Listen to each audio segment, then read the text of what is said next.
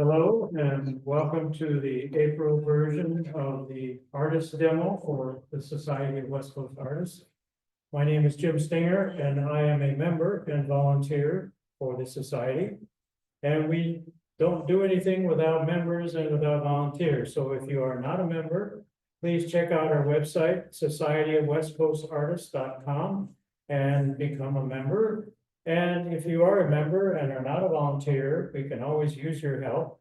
So check us out and check our volunteer opportunities, and just have to notify one of us that you want to volunteer and we will take care of the rest. So today we are pleased to have Rasam as our demo artist, and he is going to be drawing a portrait in red charcoal from life. Biz will work from a live model using red charcoal to capture the essence of the subject. Red charcoal offers a rich, warm tone that allows for both delicate shading and bold, expressive lines. He'll begin by lightly sketching the structure of the face, focusing on proportions and key landmarks. As the drawing develops, he'll refine the features, emphasizing light and shadow to create depth and form. This demo will highlight techniques such as hatching, blending, and using the eraser for subtle highlights, demonstrating how to achieve a lifelike and dynamic portrait. Biz Rasam's work is mainly figurative and centered around narratives of Afghanistan and its culture. The process he uses is grounded in formal methods and techniques using primarily oil paints. He has an MFA from UC Berkeley, and he is an art professor at the College of San Mateo. He teaches drawing, painting, and sculpture. And without further ado, I'll turn it over to Biz. Thank you, Jim. Welcome, everyone, to this demo. Welcome, Eric. Thank you to our model, and thank you for the center offering me to do this demo.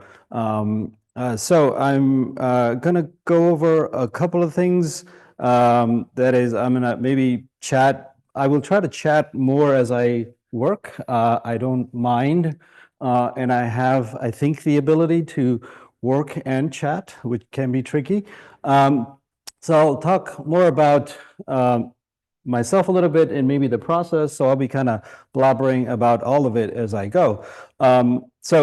This is a live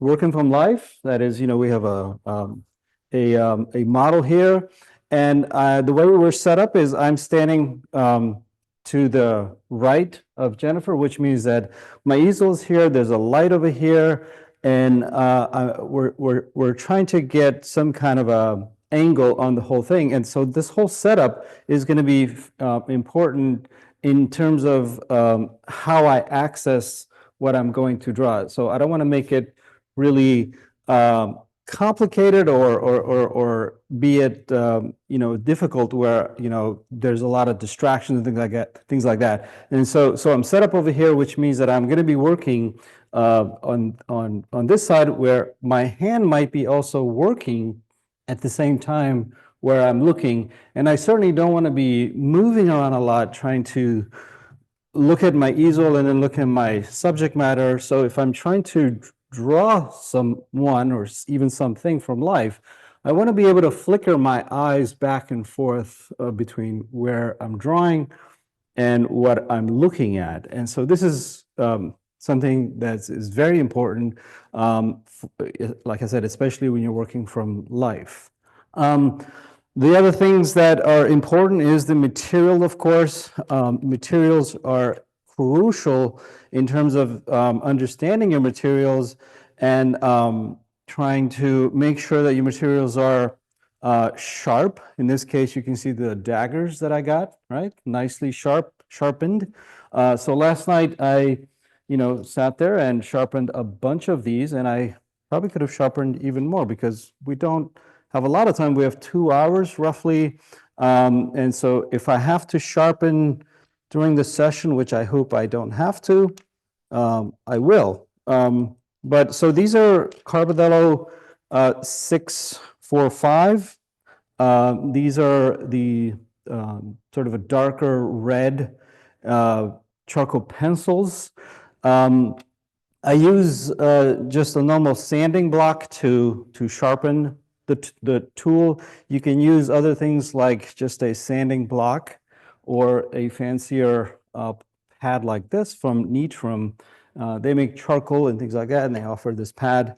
I'm using a gum eraser, a kneaded eraser, and I might be able to use a little bit of white charcoal as well along the way. Maybe, but I want to be careful with this, and I'll talk more about this when I get there. The paper is Canson, the Mai Tai, I believe that's how you say it. And it's a particular tone and color, right? It's not exactly white. It's a little bit darker in terms of values, that is lights and darks, but it also has a color. It has this warmer tone in there as well. So it's a little bit darker and it's a little bit warmer. The warmth will help to complement my warmer material that I'm putting on there. The red charcoal really is no different than if we're doing a charcoal drawing. Let me grab one of my charcoal drawings here. So if we're doing something like this, really, it's just the color that's the difference, right? The color and this paper itself is a little bit darker, perhaps. Well, it is. We can see it, but the color is just nicer. It's a little bit more emotional and exciting. Everybody loves color, and so. But that's all it is. I'm going to be working really with the same things as if I was working with charcoal, right? Just normal black and white charcoal. So that's the pencil. It's pretty simple. The materials aren't that complicated, okay? Yeah, so now I'm going to start my drawing by sort of thinking about the overall structure first. That is, thinking about what's, behind all this. That is the cranium and the jawline, the anatomy. Not too much specifics, but just general ideas around this. And so we're going to try to start in a way where it's overly simplified, and then trying to take that simplicity and trying to break it down further and further. So I'll start by placing that larger structure by sort of starting where the very top of that structure is. And what I'm going to do is I'm going to work in a way where it's from the outside in, right? So I'm going to start by placing markers that is from the top of the head to the bottom of the head and the side of the head to the back of the head. Now, I'm looking at the hair as well. So I'm trying to look for these extreme locations of how far the cranium is back there, including the hair. We're kind of roughing it out where the jawline is and where the side of the face is. So I'm trying to, again, just sort of establish some of these things. I'm also trying to compose this in a way where I'm placing this size, this head, in this particular location, because I also want to include the neck and maybe some shoulder lines, okay? Now, one of the other things that is very important is placing a sense of gesture. That is, what is the tilt or the angle of the head, and that could include the neck and shoulders as well. So I'm roughing it out. I'm working from the outside first. I'm going to try to place the overall larger shapes to begin with. And so I think about this in a way where I can think about the head in a way that is like a box. In other words, there's the front of the face, there's the side of the head, maybe top of the head, the other side, and so forth. So I try to think about it where I can sort of see this front side of the face, okay? So hopefully it'll make sense as we continue on, but you'll see that I'm thinking in these very, very simple manners to help me place, like I said, that first part, which is the larger anatomy, okay? So I have the top, the sides, the bottom of the head. And this is, I would say, slightly smaller than life size. So I'm not trying to draw too big or too small. I want to give myself enough room in this scale to help me to sort of, maybe it might get a little bit larger, but I don't want it to get too larger or smaller. I'm trying to work in a way where, like I said, it's just roughly a little bit smaller than life size. So anyway, so here I am, um, front of the face, side of the head. We got an indication for what's behind the hair, which is the neck here, shoulder lines, and so forth. Now I'm going to, again, come back to this idea of a cranium. So here's the cranium. I can see the larger mass, and I can see the jawline, right? And as I work, I don't work in round lines a lot. I try to work in a way where it's an angle to, this part of the face or this and so forth. So I work with a lot of angular kind of lines. And the reason is that I can judge and move my proportions much easier when I work with straight lines. If I have an organic line, if I have organic lines everywhere, it's harder because organic lines have too many points to adjust, right? I can make judgment a lot easier by having a straight line because we got 2 points. We can move that point, whether to make it smaller or longer or place it somewhere else. Whereas if the line is round, I don't really know where I'm supposed to start and end, adjusting those points. So working with a angular method is definitely a lot more useful in trying to get more proportions, accurate proportions. So anyway, so coming back to the cranium, I'm gonna still indicate more to help me to sort of figure this out. Now, when we're looking at the face, like maybe many things that are symmetrical, we have to consider a center line. So I'm looking at Jennifer, and I want to be able to know where that center line falls, and that's going to help me to determine, one eyeball over there, one over here, this side of the mouth, and so forth. So this center line is going to be crucial as well. So there's the cranium. There's the back of the cranium, perhaps, including some of the hair, right? I'm working very light. I'm not going to try to bulldoze with a heavy mark or anything like that. I'm gonna keep this light. And in fact, if I wanted to go even lighter, I can do this to go even lighter. You can use a brush, or if you wanted to use your hand, that would be fine. Still, here's the center line. I'm going to now try to place ideas where some of these features fall, right? This line here is, like I said, an indicator of where the front of the face is versus the side of the head. So hopefully, maybe this might stay, this might not, but these are little indicators for me to figure out where things are going to go. At some point, I will begin to start getting rid of information that is no longer useful to what I'm trying to do. If I'm trying to place marks, I want to have the kind of marks that are going to help me to move the thing forward. I don't want all of my information all the time, right? I want to be able to clean it up. Anyway, as Jim mentioned, I teach a variety of classes. I teach painting, drawing, watercolor, sculpture, and every one of these classes, I swear, I'm always talking about the same stuff, right? That is, if we're doing something symmetrical, if we're talking about composition, and things like that. And so I'm always, it feels like, the stuff will change, the materials might change, but the conversation really stays the same in so many ways.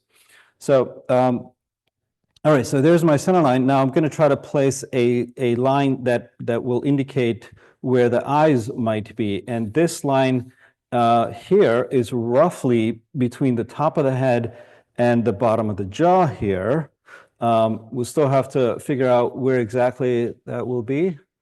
None of this information is locked in, right? Nothing should be like, okay, I'm just going to keep going with that. Everything is up for grabs.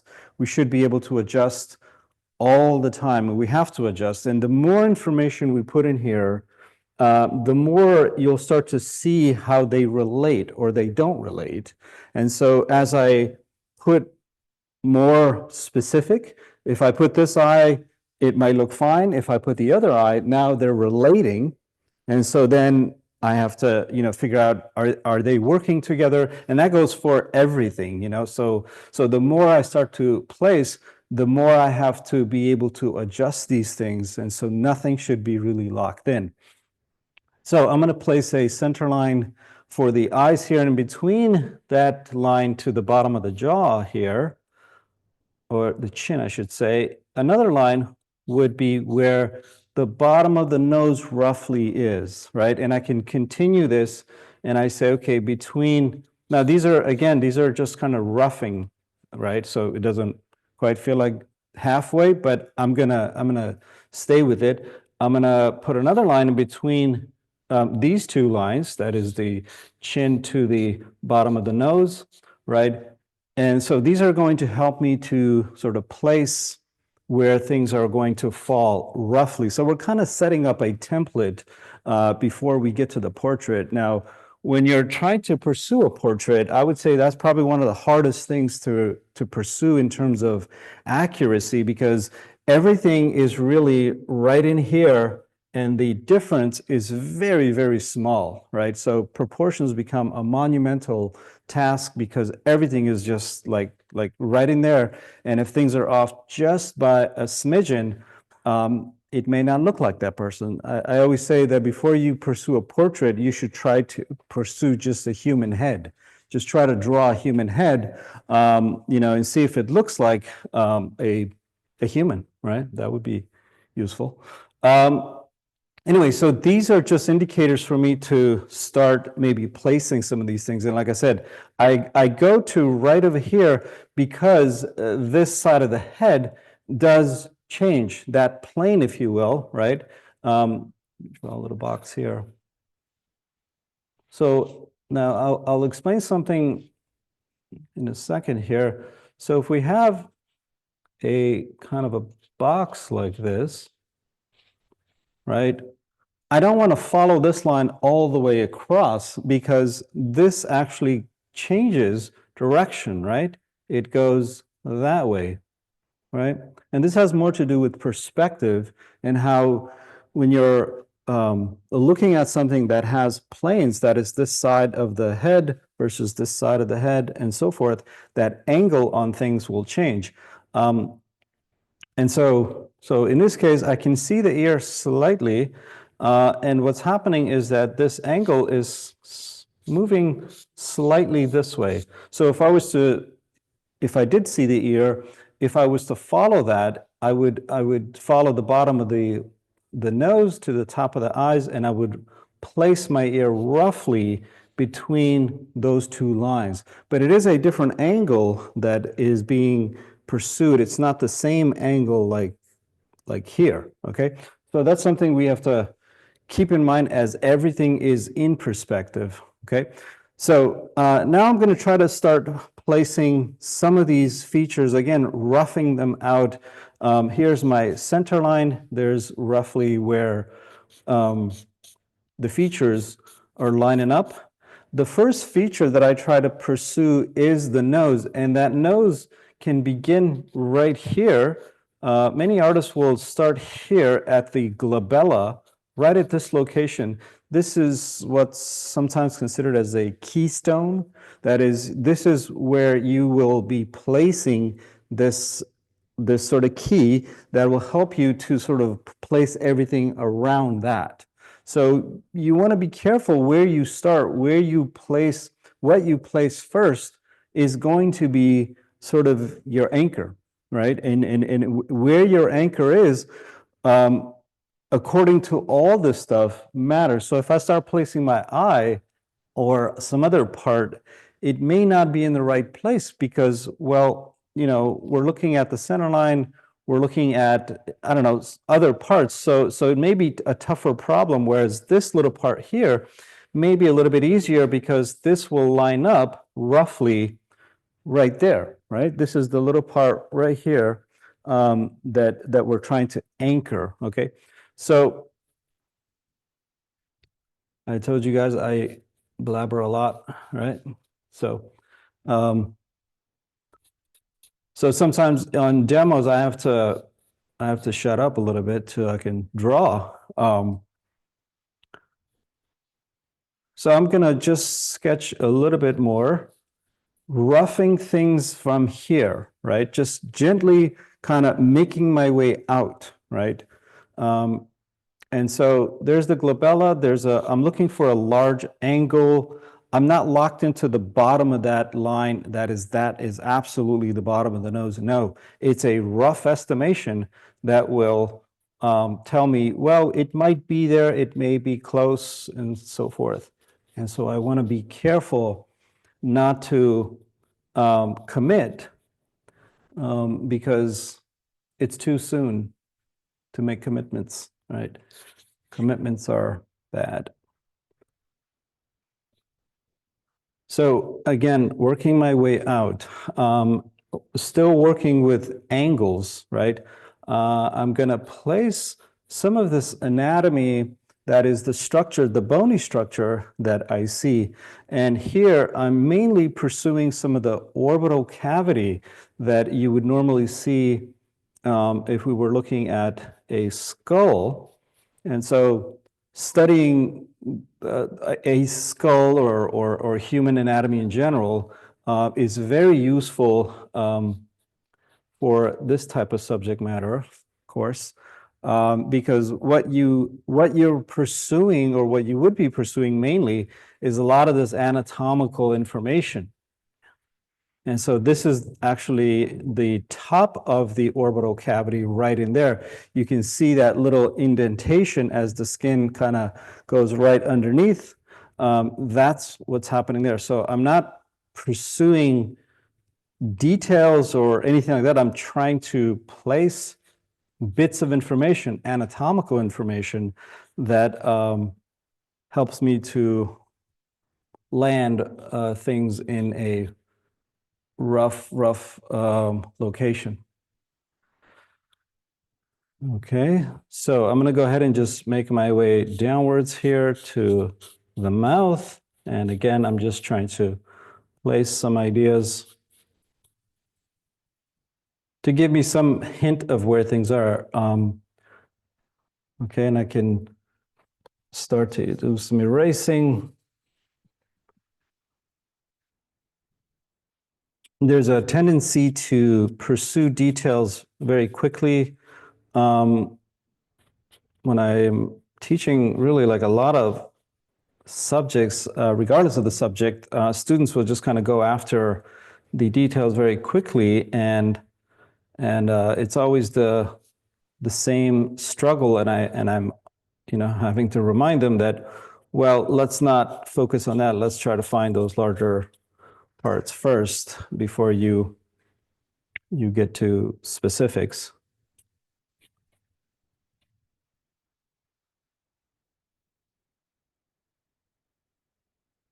One other thing I will do, I like to work standing up as much as I can. And that is if you're too close, you'll get very distracted by smaller parts. And if you can work at a arm's length from your easel, that's good. And so sometimes what I'll do is I'll actually take a step further just to take a look at this. Now, if I change my position, of course, I'm looking at something different. So at this length here, I'm roughly I am exactly where I should be. That's going to be something very important as we track the model and where I am into where that drawing is being pursued. So, but I do step back from time to time to help me to see my drawing as a larger holistic image. I'm roughing in the hairline here. All right. Again, I'm working in a way that is angular. I will indicate some things like this. There's almost a shadow and a highlight going across the cheekbone across the face to the cheekbone. And I'm going to pursue some of these angles. The other thing you want to try to practice is if you're looking at your subject, if I have a point here and I go across, what is that distance between these 2 points? That is from here to here. And if I look here, it looks very wide right now. So I'm going to start to adjust this to make it a little bit less, right? As I said, the more information I start to place, the more things start to relate or not relate, right? It'll start to indicate to me of what is working and what is not. Now, something you want to be very cautious about if you're doing genders, that is male, female, or if you're thinking about like masculine or feminine, something that becomes very important, or one of the things, is jawline, right? So if I'm looking at a jawline that is much more angular or structured with a lot of corners, that's going to make my drawing, or the person I'm drawing, much more masculine. And so you want to be careful, if that is there, okay, fine. But I see a lot of beautiful rounding of that jawline. And so I'm going to try to make sure that I don't, overemphasize a angle, or, a strong angle. Because then, like I said, my drawing and my person is going to get very masculine. And there are other things you can look for as well. If the camera can see me, these little parts right here, these cavities on my forehead, these will be other indicators. These are very, I would say, much more masculine, or features that might be on someone that is a little bit more, like me, brute, Neanderthal or something. So if I'm looking at Jennifer, like I said, I see the very smooth jawline. I also see the smooth forehead. There's no large cavities that would be there the way that they are on my head. So those are things that can definitely, like I said, make your person look a particular way. So let's keep moving here. I'm drawing very light again, right? I can always do this. I can lighten up as I progress. And I've moved on to the mouth. I've placed just some indicators, right? Just angles for the top lip here, the bottom lip. And there is some strategy. As I said, I start with the nose, or the glabella here, working out the nose, working out across the orbital cavity. Anything angle, like even these eyebrows, if I can use them, I will place them, right? If I see something that is going to help me, I will utilize it. But I won't do too much in there. I won't try to put too much information. Now, so I have some logic, but I also work with a lot of instincts, right? I'm working in a way where, if something is kind of almost calling me, I will go there, right? I don't always have a known reason of why I'm working over there. It just kind of pulls me over there. I feel like, when I'm looking at the jawline, I'm like, oh, I need to adjust this a little bit more, because I don't feel like it's quite in the right place, or it's not exactly proportionally accurate. Doing all right, Jennifer? It's important that your model is always comfortable. If the model needs to break, of course, they should break, and also help the model as much as you can to, help them to set up. Now, Jennifer is a professional. She knows exactly what she's doing. I don't think she's going to need any help from me. But if you are working with a friend or a family member that you need to sort of have them sit for you, first, I would say good luck, and then you might need to bribe them or pay them or something. I don't know, and then be careful as you draw them. You might get some backlash, as I did, as you know. So be careful with your friends and family if you want to keep them around. My brother was angry with me one time. I did a drawing of him, and he was just like, I don't look like that. I have more hair, this and that. I was just like, geez, Louise, it was terrible. And I was very proud of that drawing. But it didn't go well.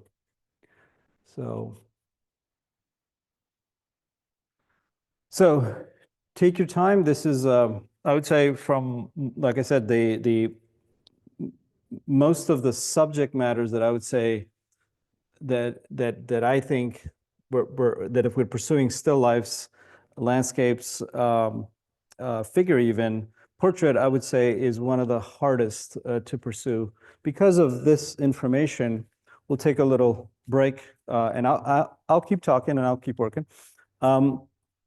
But this is all you have to figure out the precision that you have to dial in. And if there's a millimeter of things that are off, whether it's the eyes are too big, up horizontally or vertically, it can look off. So you're working with very little space to figure out the precision of who you need to capture. While if you're looking at maybe the figure that is, just drawing the figure entirely, you could get away with some, errors. And then if you move on to things like if you're painting a flower or organic things, like a apple, pumpkin, whatever, you can get away with more, right? But with portrait, it's fairly tricky, so it's a pretty tough subject to tackle, especially if you're really trying to get a very, very precise portrait. This portrait here, I did from life. And this was 8 sessions of 3 hours at a time. And so, but I was very proud of this because when I looked at this and I looked at the model, it looked just like the model. I was really happy. I wasn't just thinking about, oh, I'm just going to use the 3 hours to go through this and finish it and so forth.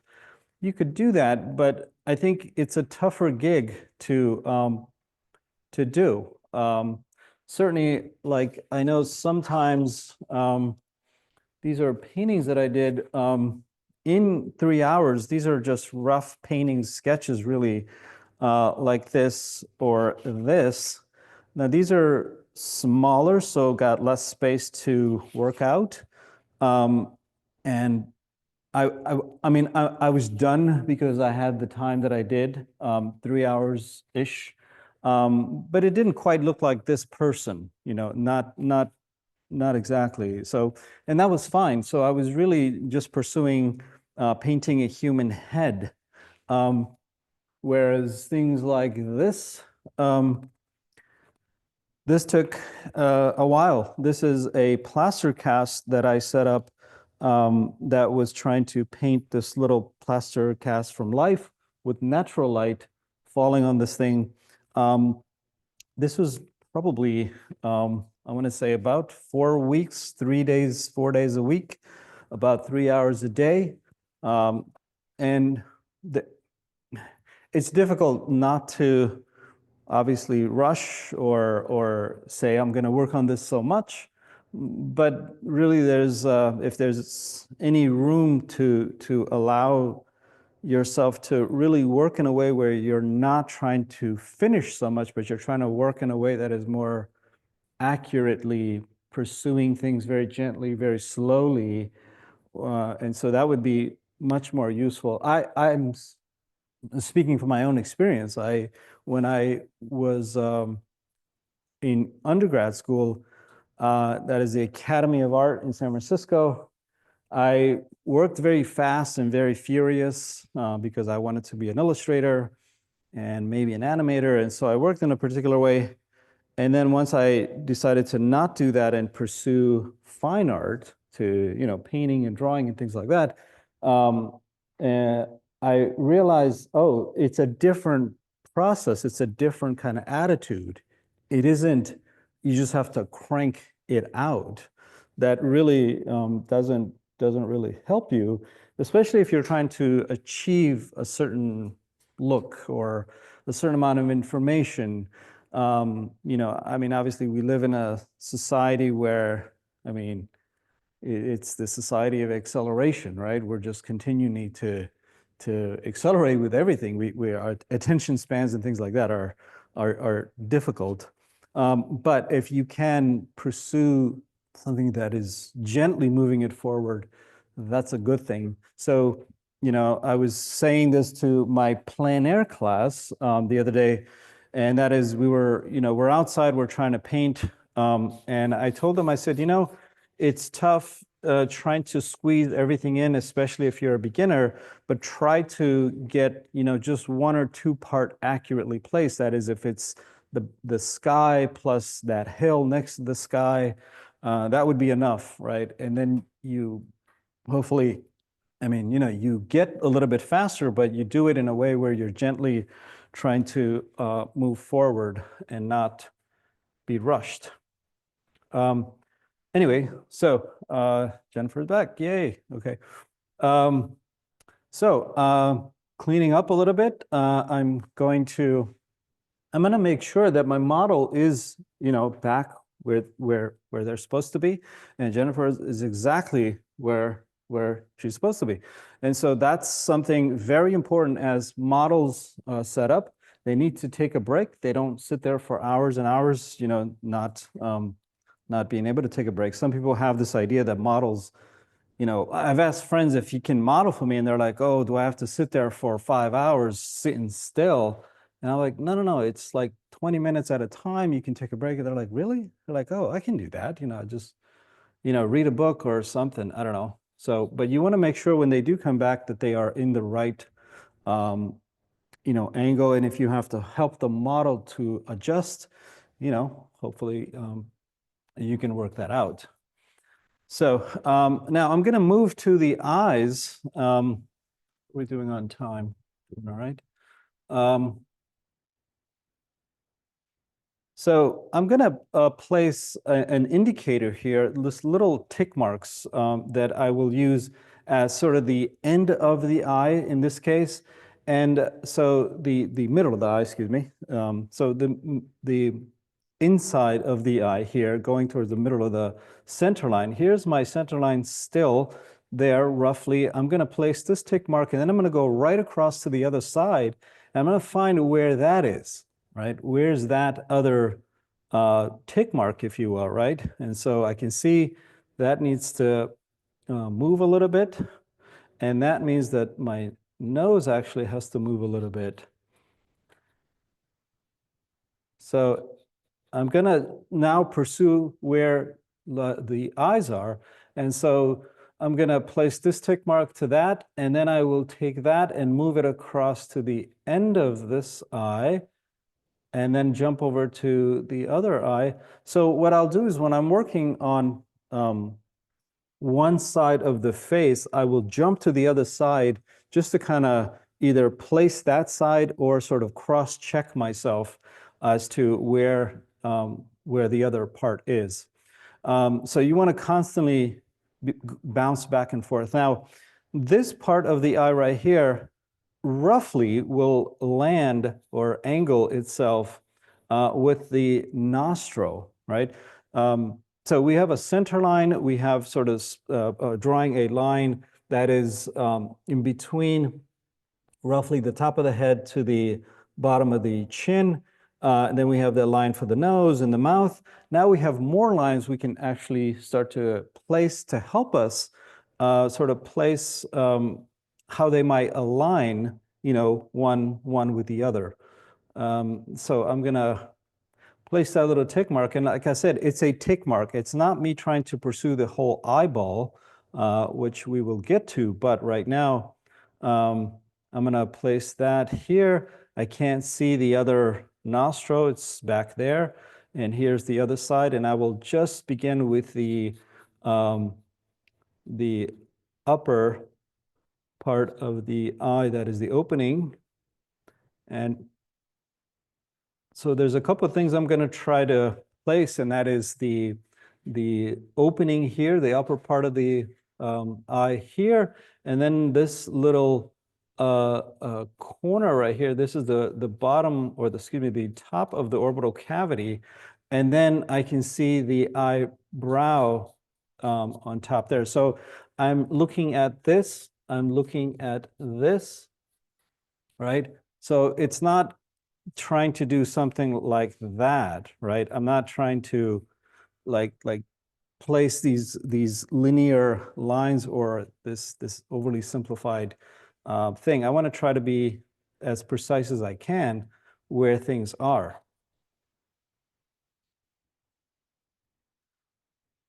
Okay, so there's a tick mark, there's a line here, there's the end of the eye. This tick mark here perhaps lines up right here with the nostril, and I will pursue the nostril here. The bottom of the nostril angles this way. The top of, we have a little, almost like a ledge or a plane, if you will. And then I will do another tick mark for the opening of the nostril. Just a gentle marker, nothing heavy-handed, right? So if I take my charcoal, by the way, and I was to work its ultimate darkest value, there's the value at its darkest, right? It's fairly dark, and you can see how light this is, right? There's a gentle value for the overall that I'm gonna work with. I never wanna work like that until I get to a certain point where I think I need to, work out the values. Right now, all we're doing is we're pursuing the proportions, right? There's no shading, there's no, this kind of a thing. The first part is really just pursuing all of the accuracies that you need, right? So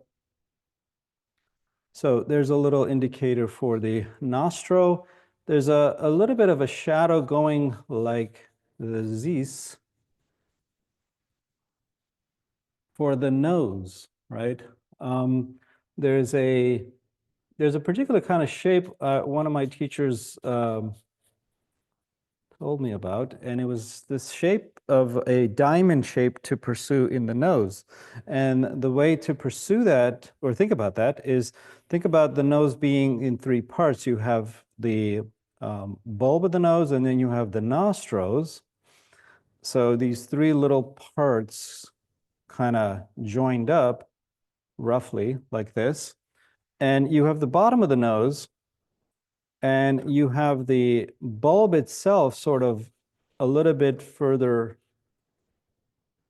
high. That is, if you, it was described to me as a diamond shape.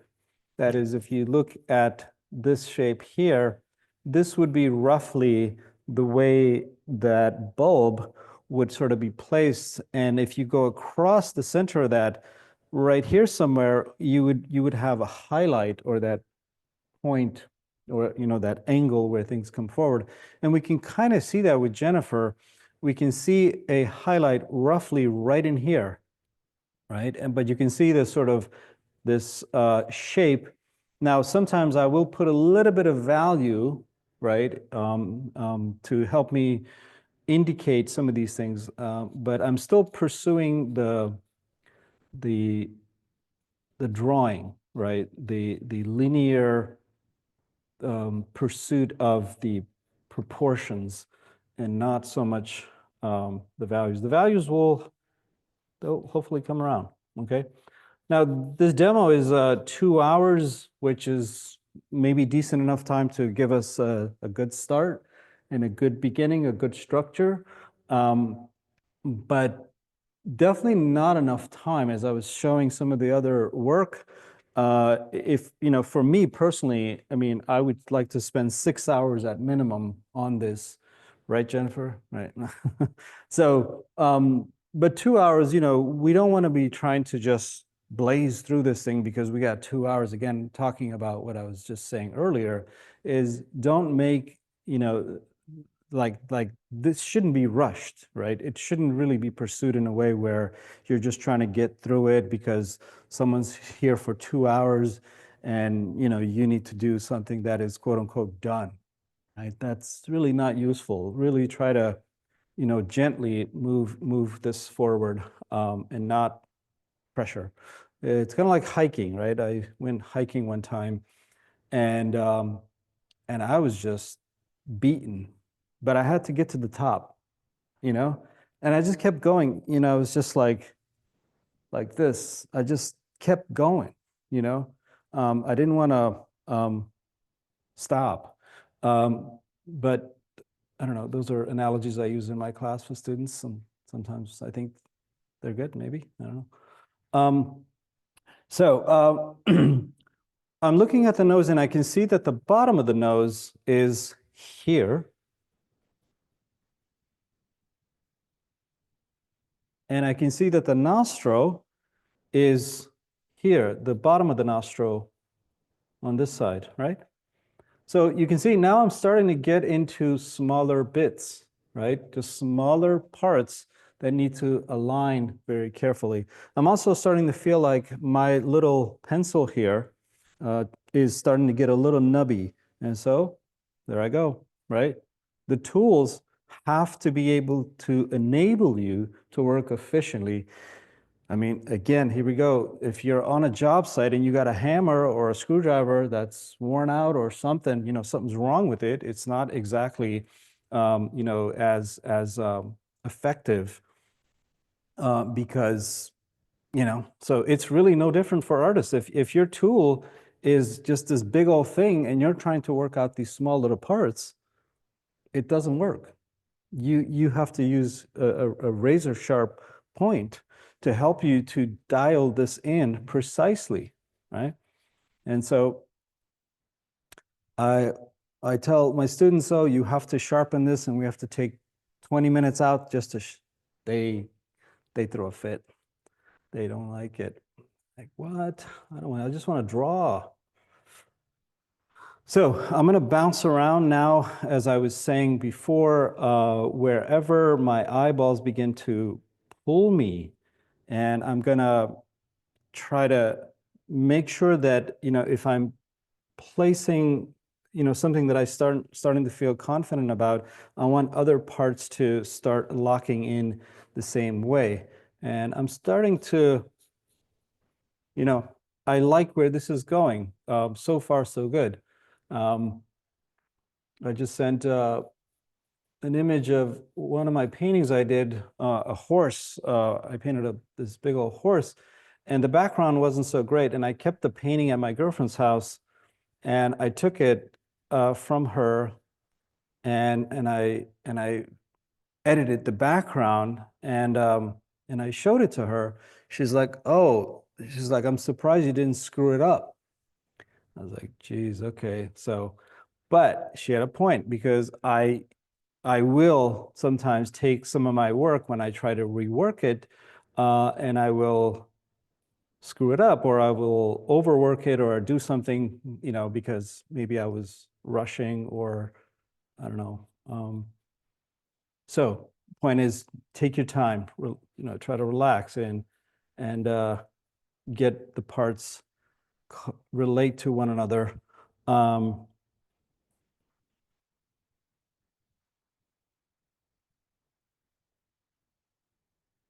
So it's me just jumping here. And as I do that, I'm looking here, I'm looking there, I'm looking at multiple things to try to help me to make judgment.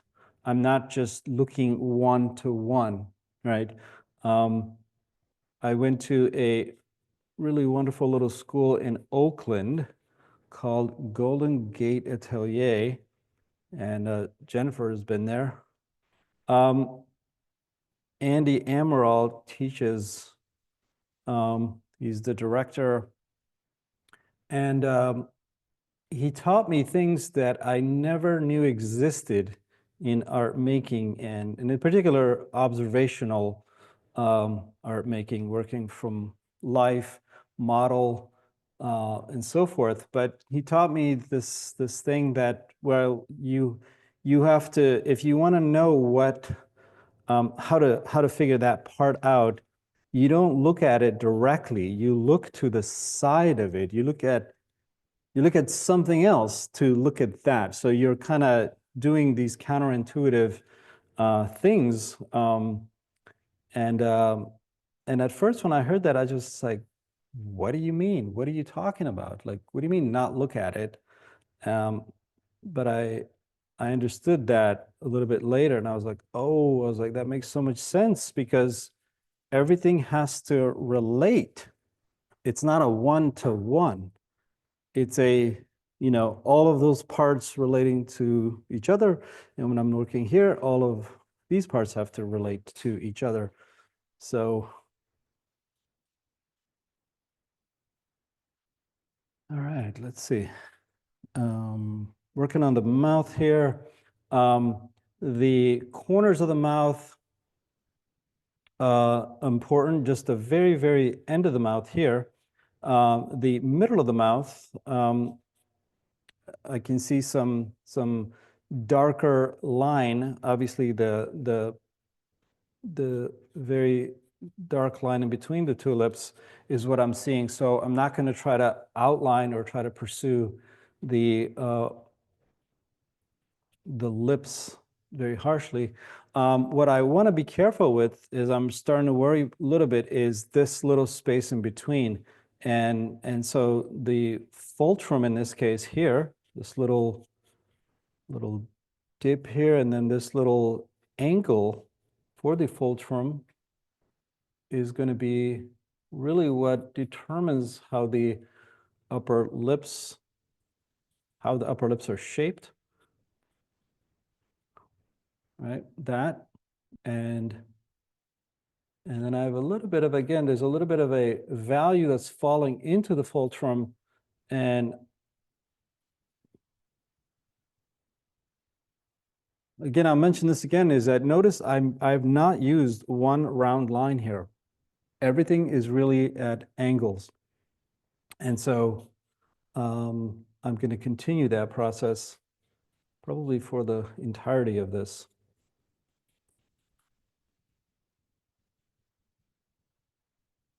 Eric, if there's any questions, I'm happy to try to answer if there's anything you might be curious about. Straight line versus curved line idea. At some point in the drawing, you sort of wipe out the straight lines and you got it all mapped out. No, actually, the longer straight lines will turn into smaller ones. So, in other words, if we're looking at something like this, well,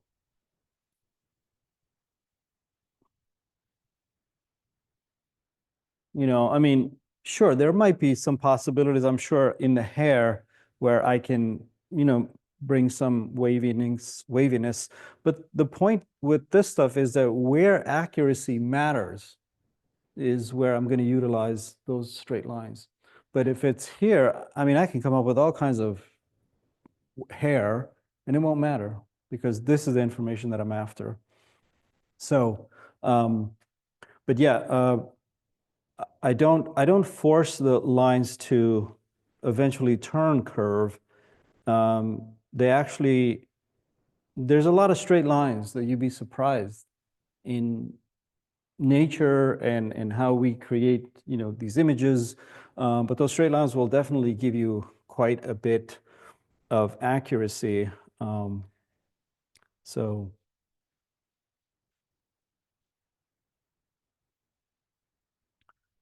okay, the mouth itself can be thought about upper, lower, and again, you can think about these two parts, that is the two lips, this way. You can think about the fulcrum, obviously, that angle, that's a very important little angle. If you see it, you really utilize it as much as you can, that little shape. And then for the upper lip, you can think about three parts. There's a sort of the middle part of the lip. Now, some of these things are sometimes very obvious on certain people, and then sometimes they're not. I feel like my lips are very flat. We don't have that middle. But if you look at yourself in the mirror, if we're looking at Jennifer, you can see that middle section, this bit right here. Right, so there's sort of a middle section here, and then we got these little smaller parts on the side. The lower lip is roughly the same way. It just depends on the lips again. So you can have sometimes, well, excuse me, there's two shapes that you could pursue, one like this and one like that, but they do blend. They sort of disappear. The important one is, like I said, this upper plus the Cupid's bow, right? Know about the Cupid's bow? That thing? Right. So lips can be broken down into smaller parts. Those are just ideas and concepts that you have to try to place in there. You can't force.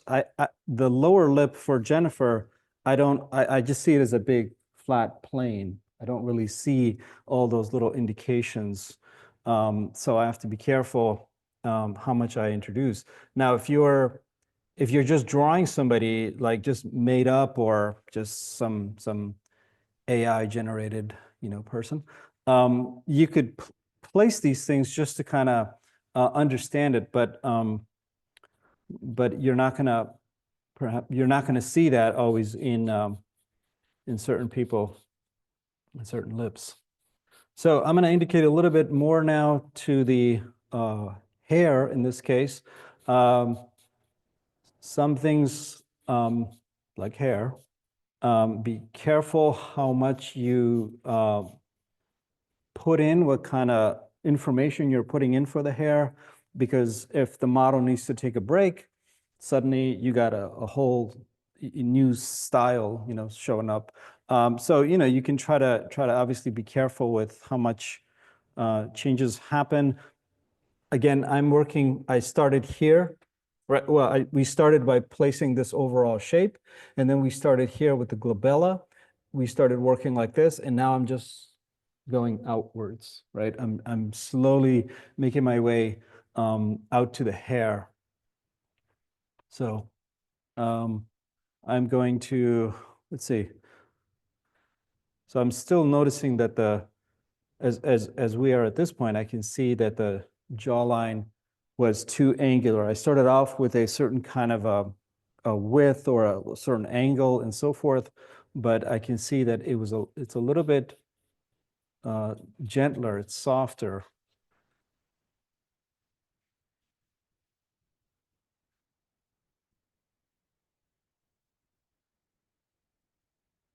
So I'm gonna try to get this going a little bit quicker now. So I feel pretty good about what's here as information. If I have this locked in at a certain point, I can begin to move it quicker because I can sense and feel that the accuracies are there. And so I did a little gentle value for the eyes just to give me some more information. It suddenly, just kind of makes it a little bit more real. And so I'm going to try to move this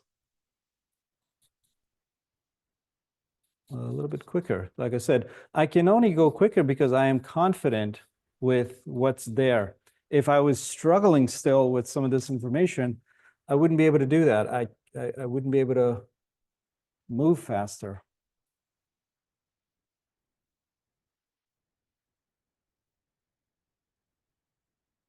And I'm always looking at my model. I'm not always working. I try to look and I try to observe what's here, what is.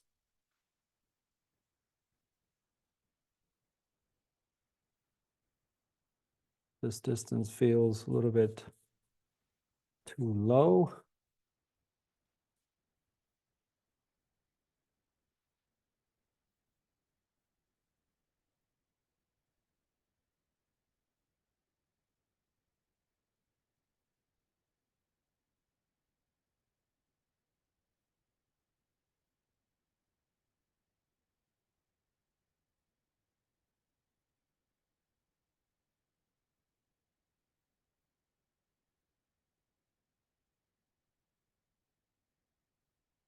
And at some point, of course, I can get rid of some of these lines that I started off with, to set me up, these sort of template lines as to where everything falls.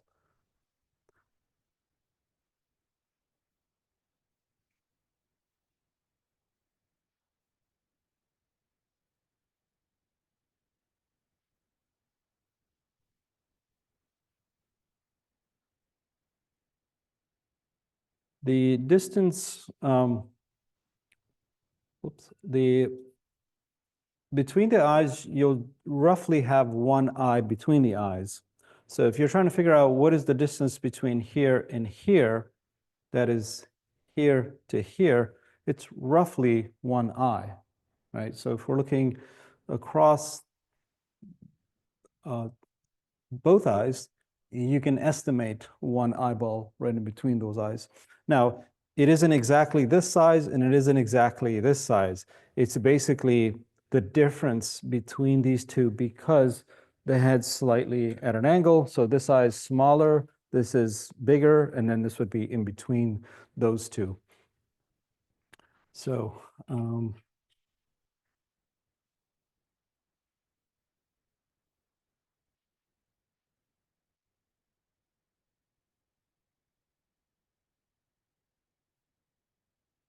we'll get rid of some of this other information. Sometimes said we have to just clean it up. Clean it up as much as you can. And with this kneaded eraser, what's nice is that I can shape this thing into whatever kind of point into the eraser. And I don't get a lot of gunk and things on this, so I don't have to smudge it around. You can use, if you need to, like I said, like work on this, sometimes you can, if you need to soften it or you need to get rid of anything, you can use just a tissue or a brush. I certainly don't want to use my hand at this point, right? Because half my drawing is going to disappear. So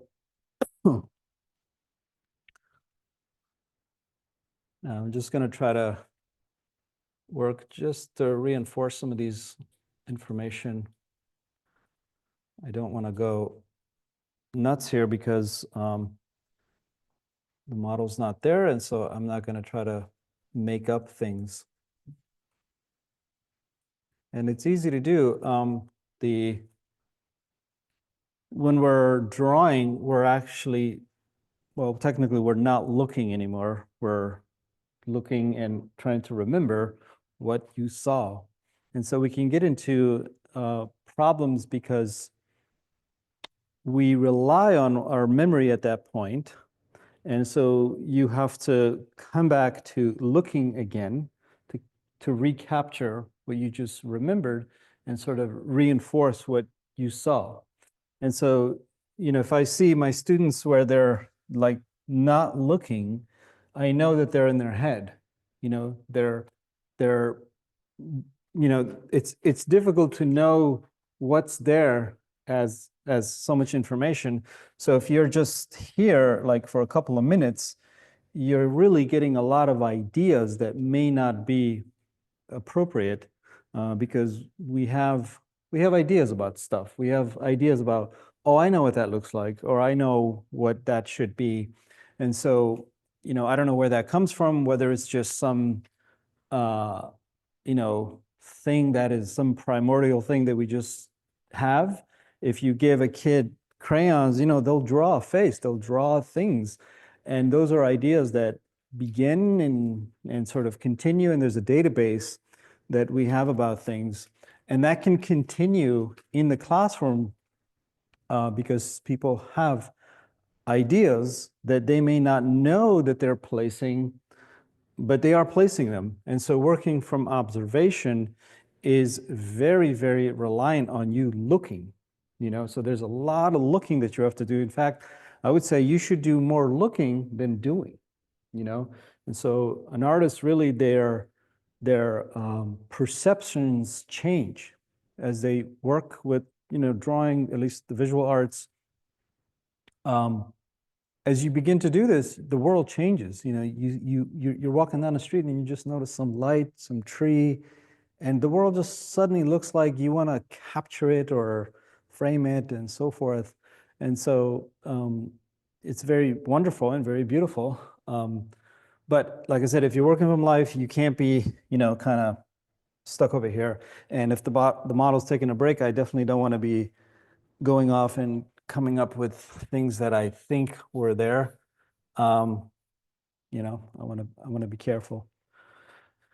So let's see, other alignments that you could also think about. We talked about this one right here with the end of the eye, the tear duct there to the nostril, roughly. The end of the mouth also could line up to the middle of the eye, or sometimes the side of the iris. So there might be another alignment this way. Now, I don't really take these measurements in a very precise way. It's not a symmetrical, precise engineered person that we're looking at. In fact, if you have ever taken a photograph of yourself and you reversed it, right? You'll see that sometimes our faces, especially as we age, you'll see that things are not quite aligned. They're not so straight. I just saw my own self, and I noticed one of my nostrils, the side that I sort of sniff, pull up on, like it's much higher, or this is lower. So it isn't precisely symmetrical. When you're younger, I think maybe fine, but as we age, or whatever. So the further I go with this, the more specific I want to get.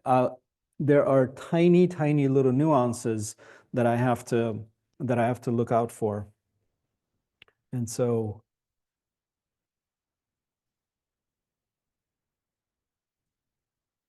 okay, end of the mouth, somewhere over here, and as I said, may align somewhere over here to the iris.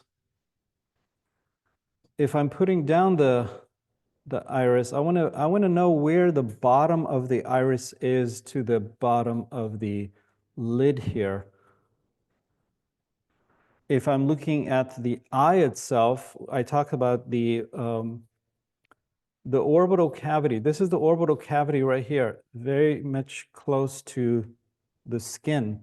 And we can see that highlight that also tells us that we're close to a bone. You can see also bone here on the cheekbone, right? That highlight, cheekbone, right?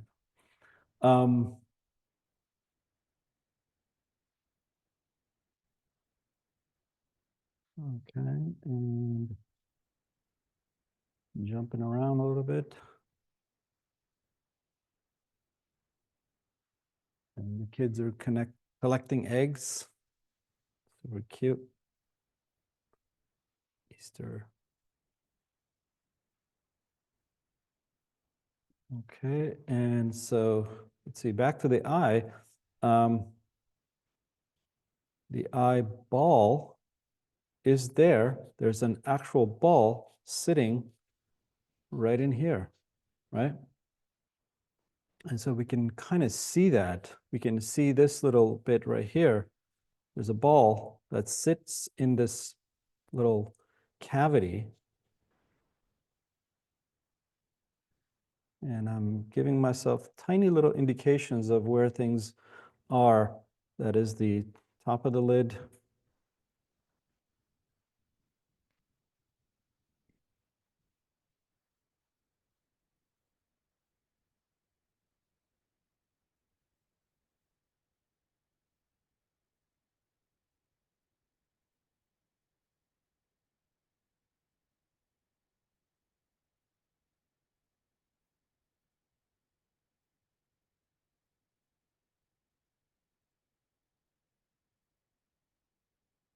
Okay, so now I'm starting to refine a little bit more, and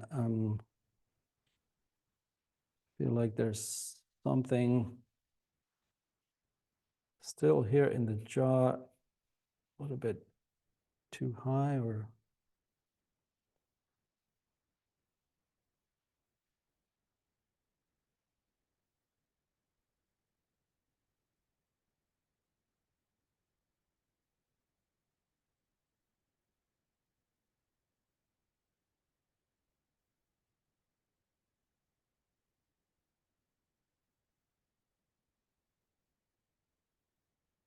I'm going to be looking out for a distance between from here to the hair, which starts somewhere here, making my way around. And the shadow here is actually part of the jawline. So this sort of shapes the jawline as we go down this way. Probably something for the neck.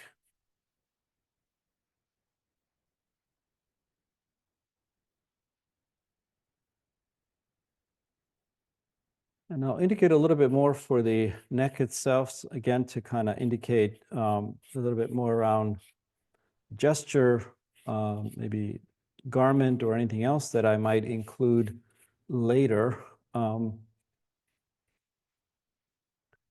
just kind of roughing it in. And I can certainly place some kind of a simple enough shape for the hair. Starting to feel like something over here is gotten a little bit too big or something as I continue to develop this. So my hand might be doing one thing, but my mind is like, thinking about something different at the same time. So come back out of the head entirely and place some simple enough shape, nothing too complicated. Following some of the initial lines here, shoulder line, the shoulder is slightly higher. That is in perspective when we're looking, this is closer to me. And then we have the garment here. And we can certainly place other little indicators in the neck just to help us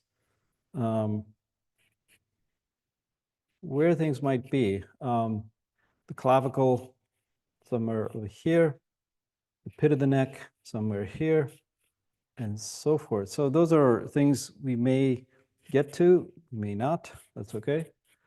We got about half hour or something like that. Try to move this.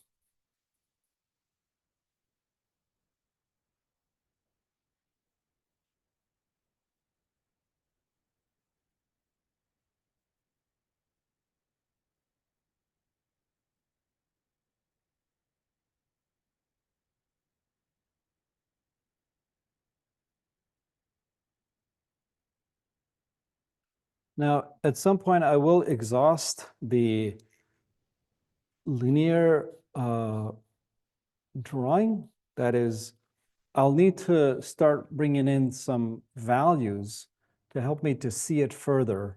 And that might be fairly soon.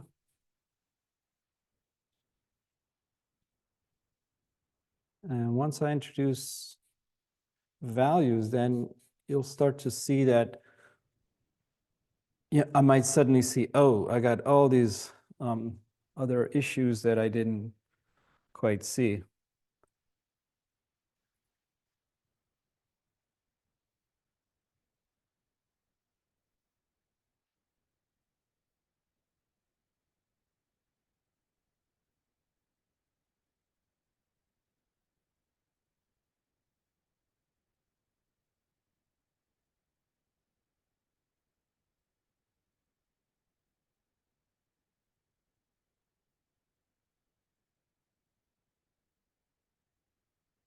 A little bit nubby.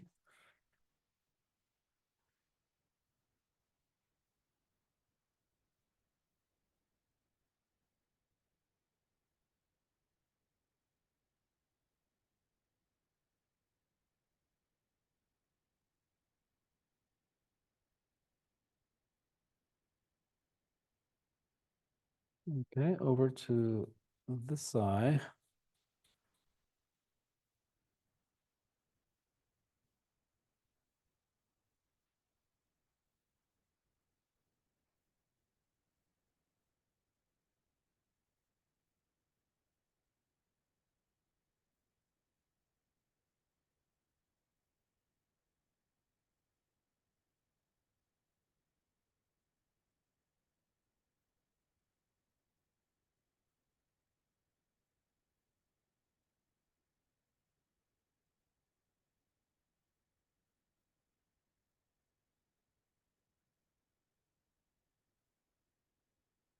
So far, so good. There's adjustments the whole time. In other words, it's not like you can't adjust because you started rendering or you started doing certain things. You want to be able to make changes, hopefully not big ones as you get further and further, but you want to be open to changes that you need to make.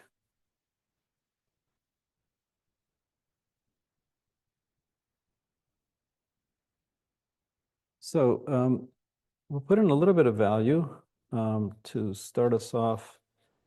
And that could be here. We'll start with the eyebrows. Now, working with values is a different objective, right? Like I said, this is sort of moving us from sort of the first stage to the second stage.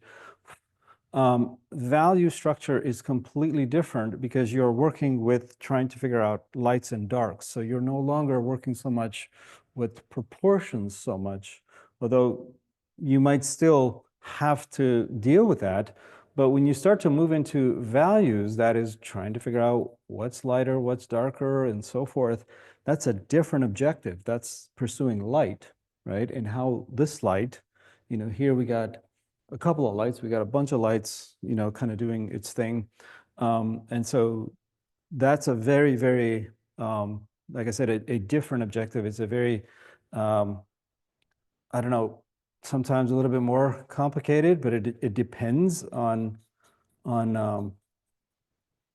the setup and what it is that you're looking at. But in this case, I'm going to be trying to work out, at least in the beginning, I'm going to be trying to work out both the proportions plus indicating some values. So, but I want to gently introduce this. So these two parts here, the eyebrows, I'll begin there, a little bit too thick.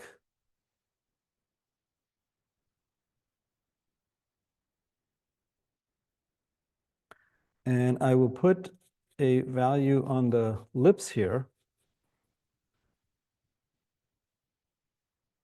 to help me to see those a little bit more. And at first, when I'm putting these values, I don't try to render, I don't try to round out parts. I try to put the value in a way that is really flat. It's just putting a gentle value over the part that is going to slowly reveal itself.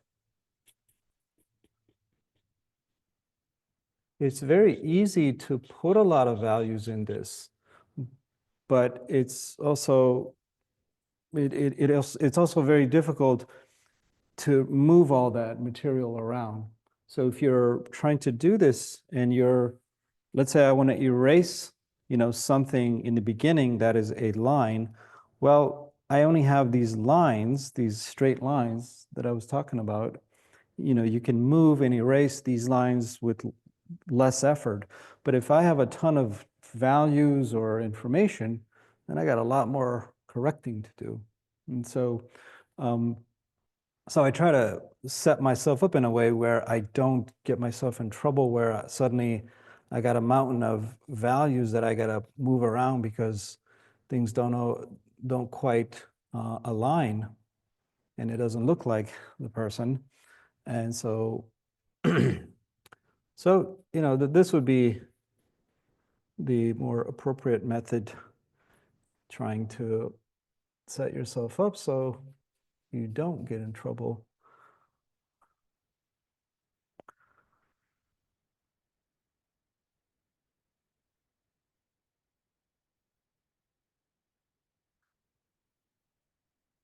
Now, our lighting is, I want to say, it's okay. We could,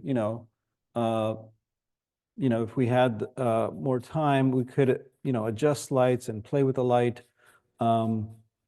But if you have less light, that is, if you have a concentration of light on your subject, that's good. If you get a shape for a shadow, that's very useful. If you have things that are very washed out or multiple lights, multiple things going on, it makes the problem a lot harder because you're having to work with things that are much more gently available, where if you have not so much a strong spotlight, but just something that gives a very direct indication of where the light side is and where the dark side is, that will make things way easier. But I'm okay with this. I've been doing this stuff for a little while, and so I can handle it. Right? I'm up for the challenge. So it was nerve-wracking because half the time I fall flat on my face. I will indicate a little bit more here for the eyes, just a little bit more of a value to pursue a little bit more indication. Again, every bit of this information is telling me a little bit more about how everything is coordinated. And as I said, if I need to adjust, I will adjust.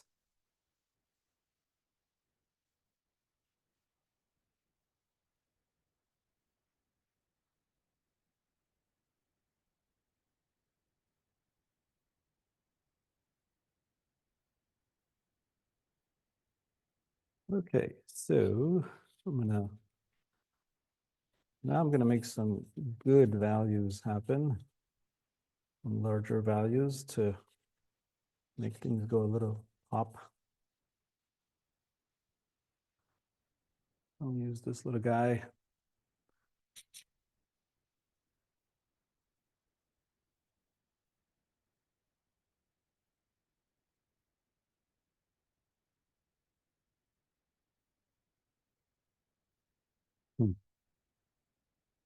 But I had a different, I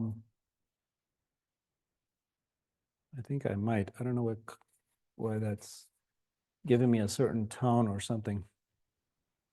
All right, so I'm gonna push some of these values now.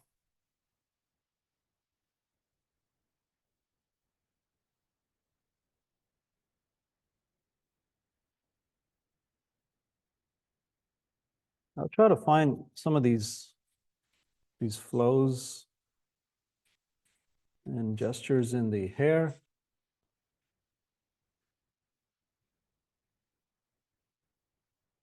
I'll try to keep things soft. I will use my blending tool that I haven't touched, but I will soften up some of this stuff. Here it's going to be crucial to hold on to that edge. Obviously, that's telling us a lot about Jennifer. This edge here is going to be crucial to keeping.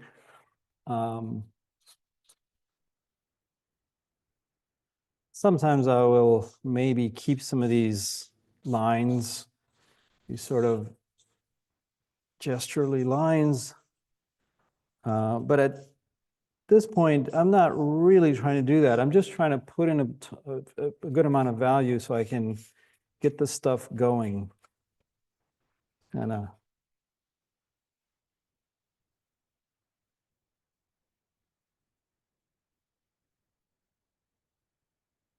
over there. So yeah, because I do like to soften up a lot of this later. You can see even when I'm working here, I can go a little bit faster because I don't have the kind of stringency in its accuracies. I can be a little bit looser, not worry about it so much.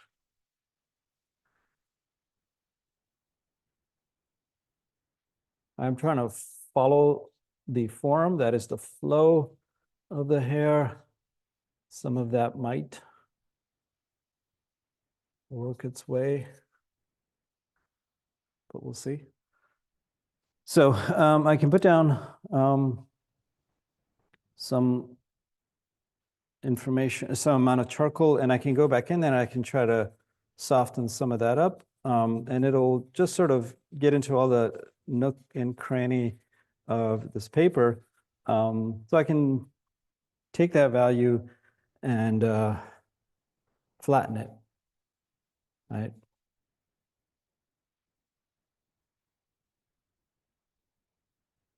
And this is actually perfect because this kind of stuff you can do all day when the model's on break, because you don't need the model.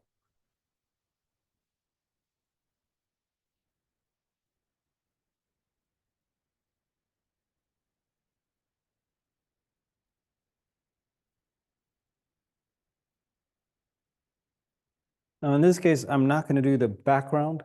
That's just going to really obviously take away the entire shape because we have a dark on dark, and so it might get lost. And so I just went ahead and softened up everything, and I'm going to try to make a point here.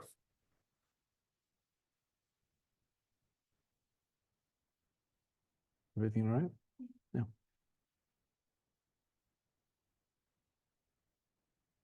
And this value here, I'm just pushing these values to go that way and let the face come out. Now there's still, like I said, there's still quite a ways to go if I'm gonna finish this.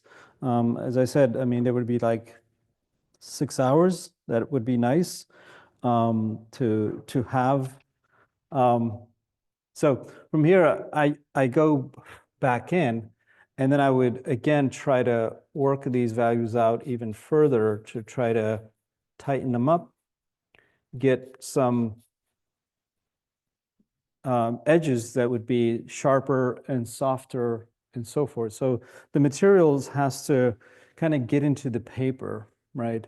The same thing would happen, and these are the blending tools, just, you know, normal watered up paper. The same thing would happen for this stuff here. I would take a smaller one of these, And I would go in there and begin to soften up this stuff.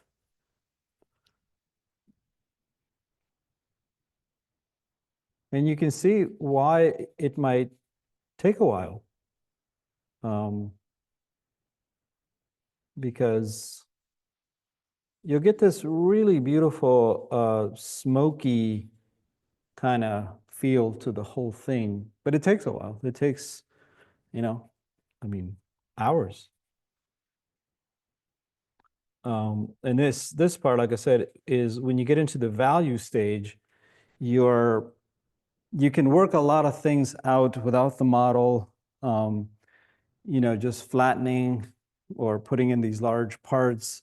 I can even work on some of these parts sometimes if the model's not there. I can sort of reinforce, some of these parts, or I can maybe even have some fun with it.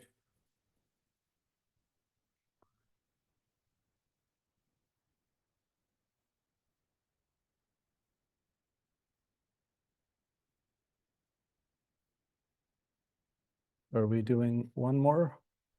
Okay.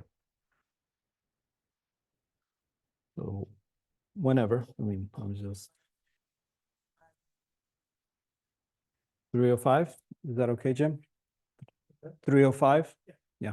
Okay.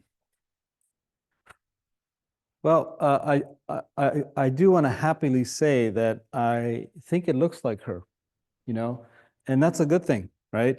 Most of the times, I'm struggling, and that's okay too. I go into this knowing what I'm up against, and it's a task. I've drawn and painted Jennifer a few times before. In fact, last night I was up looking at your Instagram photos and trying to draw one of them to practice it. It's kind of like Bob Ross, right? He did 3 paintings for each session. He would do a painting in the beginning, in the middle, and then after the show. So he had some practice that he was able to make it look so whimsical.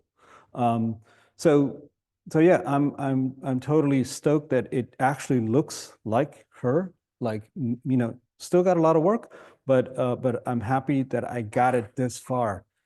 It's kind of like my girlfriend, don't screw it up, right? Be careful now. And so whatever it is, and it's mainly here. That's where it looks like her. This stuff might not look like her so much. In fact, now that I'm looking, this is actually incorrect right here. This is actually this way.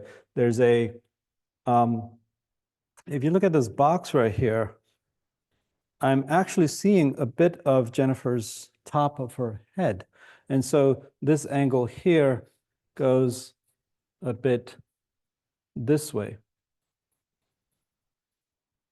So anyway, but those are things that I can adjust very easily. The important part is really that little triangle that goes right through the middle of the face. And so if my tools are not sharp, I can't get this kind of sharp corner, this thing right here, right? So, tools are going to matter even more now. So you may start off with I think it was Sargent that said you start off with a broom, John Singer Sargent, start off with a broom and you end with a hair, And I mean, when you look at Sargent's work, I mean, he's obviously a master portrait artist. The painting at the end looks completely whimsical. It looks like he just did it yesterday. And so, but the master is full of trickery. They are going to dupe you. Like, that looks easy. He just whipped it out. Andy's a master.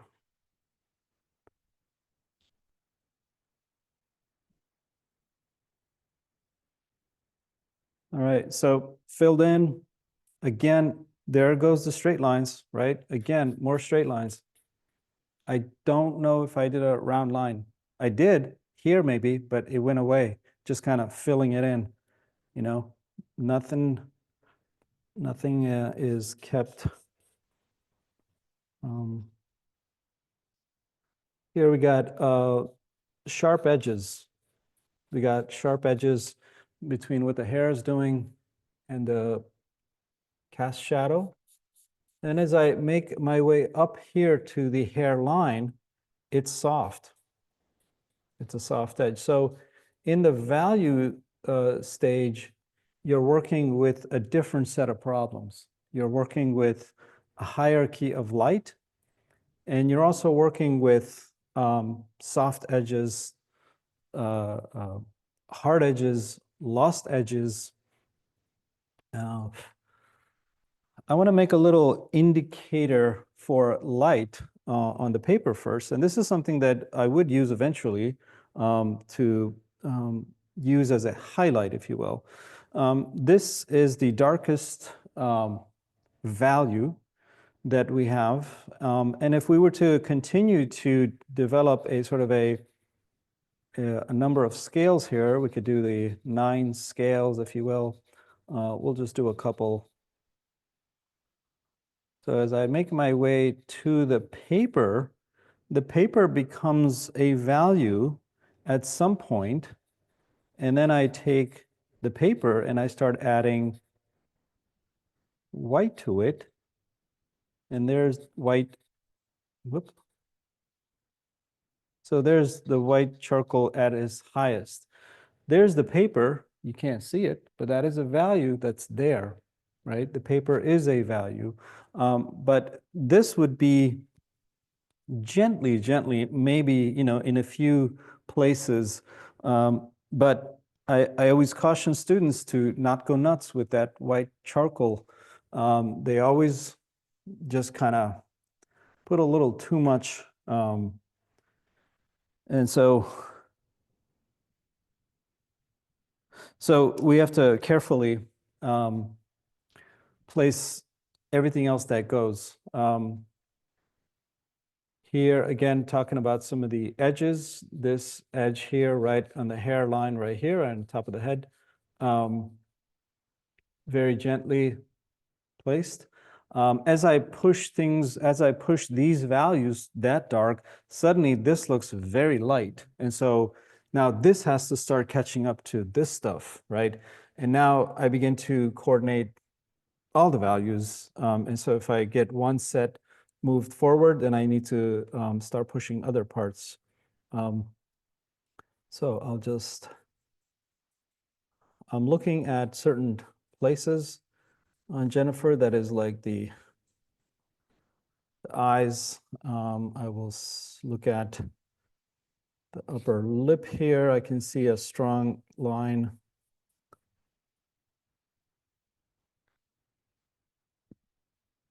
And nostrils, you want to be very careful not to go too dark.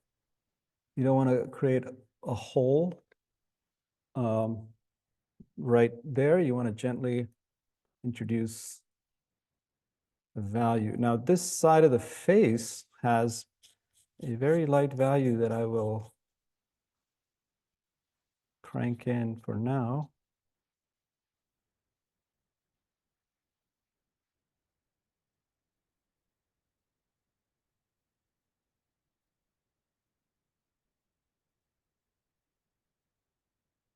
There's a holistic image that you have to always keep in mind.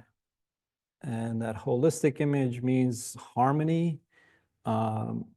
Nothing should pop out by itself. And that can go to line, that can go to color, that can go to value. So you're constantly having to try to keep that harmony or that holisticness in mind.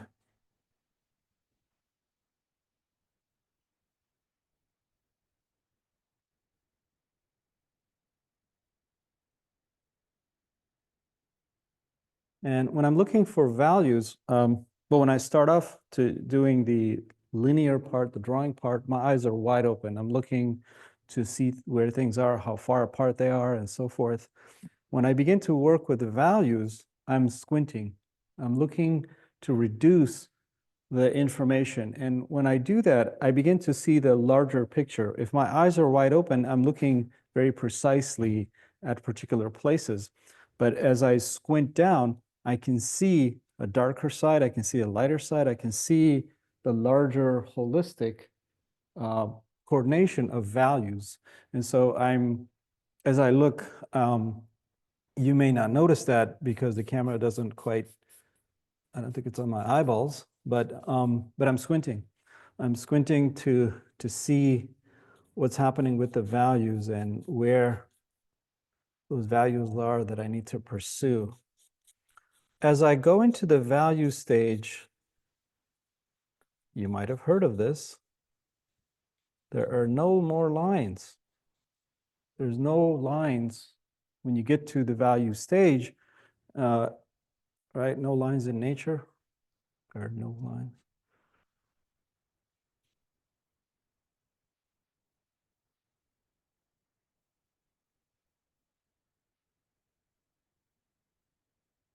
Did you ever see the movie Prometheus? Aliens. Well, they get to a certain place and somewhere in space and they see this straight line. They say, oh, God doesn't create straight lines. And they were right. That's where they found the aliens.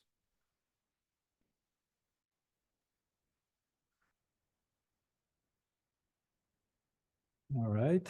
So I'm not rushing one part. I'm, I'll be moving around the whole thing as much as I need to.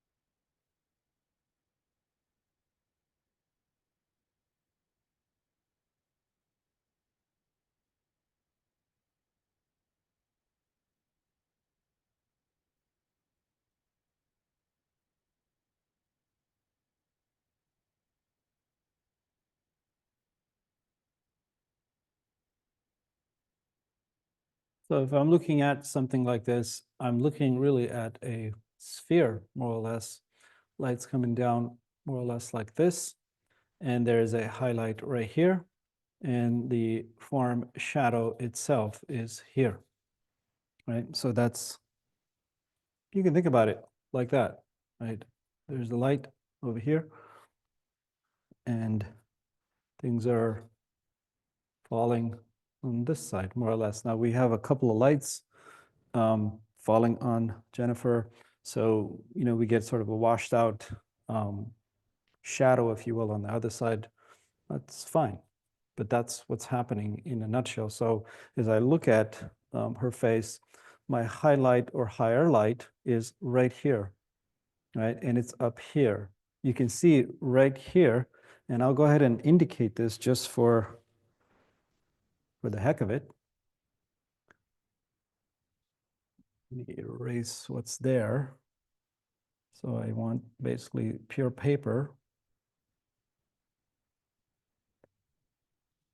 Now, you can do something like this to give yourself a key and give yourself a hint of how far things might be or how far things might go towards the light. But that's just a gentle, gentle indication, something like here, to indicate where the highest light might be. It just happens to fall right there on that part of the face, on that bony part of the face. But there's also, you can see that there's a value falling like this, because the face actually is turning to go this way, right? So the face is turning, but there's a slight shadow underneath the cheekbone here. So in here, we're starting to go this way. There's still, a decent amount of up plane catching light, but still we can think about things, kind of going this way, everything is coming to a corner over here to catch more or less, at least most of the light that we have. So let me indicate a little bit more for the structure of the chin here.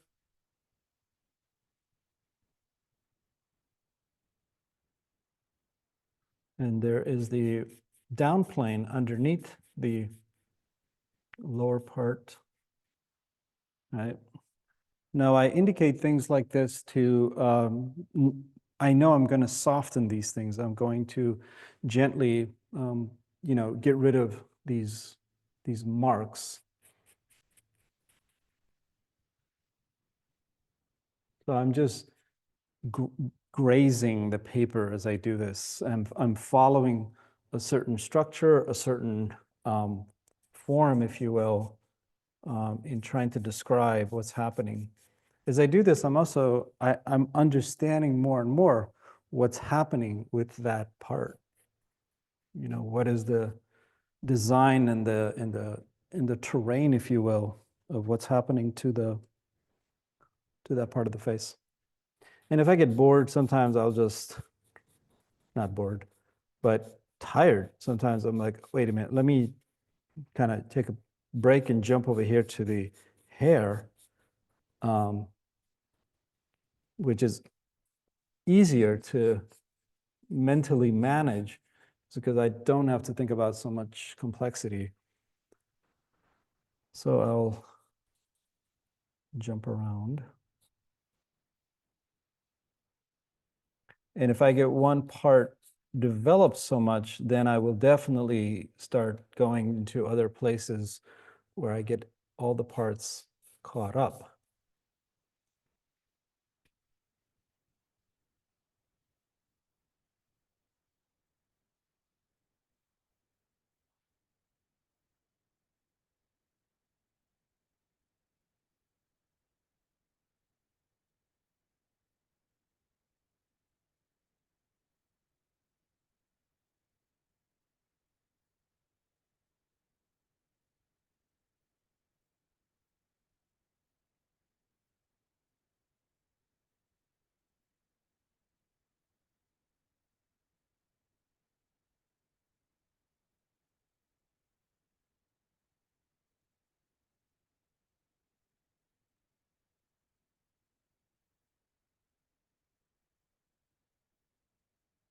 Just indicate a little bit more value for the rest of the face. Just trying to think about how things are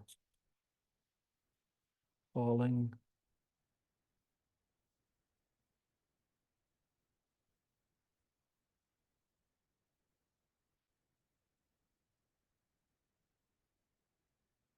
I can say this, that the heart part is actually done, and that is the likeness of the person. That is the beginning of this drawing. I think we just have a couple more minutes, Jim, right? Something like that. So in final thoughts, like I said, the hardest part is really the beginning part. Trying to get the accuracy of a portrait. Remember, a portrait means that it looks like that person, like maybe exactly like that person. And so if you can get that first part, dialed in and spend a lot of time on that first part, the rest of it is not so hard. I mean, it's a different kind of a problem, but it's really just trying to develop on that first foundation, right? And so that's what I'm doing. And I would say this would be pretty straightforward to carry forward. I'm not worried from here on, I got it to look like kind of like Jennifer, and then it would just, like I said, get the shading and so forth in there. And then, hopefully you have a nice, beautiful drawing. So Anyway, thanks for joining. I hope this was useful. Reach out to me. I'm at the College of San Mateo. You can look me up in the faculty. And I teach a variety of courses. There's a wonderful faculty there, and we have a wonderful program. Please join us and have some art in your life. So thank you. Thank you, Jennifer, for posing. Yes, thank you. I don't know if there's any questions, anybody online or anything like that. I didn't even ask if. No, okay. Okay. I think it was live Being broadcast. stream. Yeah. Yeah.